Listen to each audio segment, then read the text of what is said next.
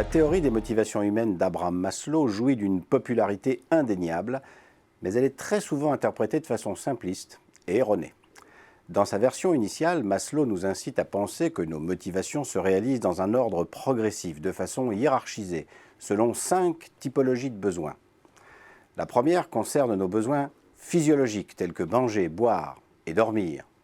Une fois ces besoins satisfaits, nous nous mettons en quête de protection et de stabilité. Après quoi, c'est notre besoin d'appartenance sociale et d'amour qui prend le relais. Puis c'est le tour de notre estime personnelle et de notre réputation sociale qui deviennent source de préoccupation. Et une fois tous ces besoins réalisés, nous pouvons enfin investir dans ce que Maslow appelle l'accomplissement de nous-mêmes en cherchant le plein épanouissement. Cette hiérarchisation absolue des besoins est simple à comprendre, presque intuitive et facilement schématisable sous la forme d'une pyramide. Mais est-elle vraiment pertinente? En fait, pas vraiment, car il n'est pas toujours nécessaire de répondre à un besoin avant d'être motivé par le suivant. C'est le cas par exemple de nombreux artistes qui acceptent de vivre dans la précarité car leur besoin de se réaliser à travers une production artistique est plus forte que celui de vivre en toute sécurité. Maslow lui-même a d'ailleurs fini par reconnaître cet argument en admettant que l'ordre hiérarchique de nos besoins doit être assoupli afin de s'adapter aux circonstances et au fait que nos motivations sont souvent multidéterminées.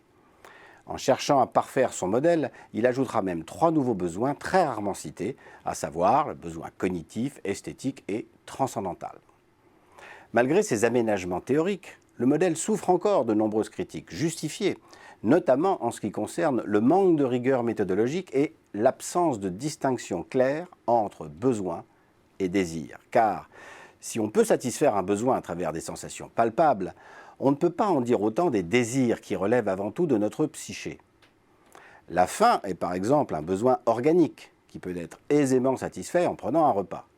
En revanche, la réalisation de soi, l'envie d'être admiré professionnellement sont des désirs qui puisent une grande partie de leur légitimité dans ce que Spinoza appelle notre conatus, c'est-à-dire notre désir de faire progresser ce que nous sommes vraiment au plus profond de nous-mêmes. En réalité, la motivation humaine est un sujet si complexe que toute théorie universelle apparaît très vite comme une simple hypothèse dès lors que l'on fait l'effort de défier la méthodologie et les arguments avancés. En réalité, la motivation humaine est un sujet si personnel et si subtil qu'aucune théorie ne devrait prétendre en avoir saisi toute la complexité.